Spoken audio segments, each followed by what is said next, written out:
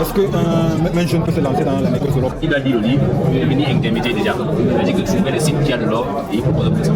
Et il gagne le pourcentage sur le vendeur, sur l'acheteur. On appelle ça un intermédiaire ou alors un courtier. C'est comme ça qu'il va avoir de l'argent. Il gagne 5% sur le vendeur, 5% sur l'acheteur. Donc si on vend peut-être le gramme, comme il venait de donner le prix là, si on donne le gramme à 50 000 et que le vendeur lui vend ce 40 000, 5% sur le vendeur, sur l'acheteur, et 5% sur l'acheteur. Il n'a pas de produit, il met juste les gens à liaison. Il prend sa commission. C'est tout. Quand on n'a pas l'argent, c'est ce qu'il faut faire. Et beaucoup de gens font ça.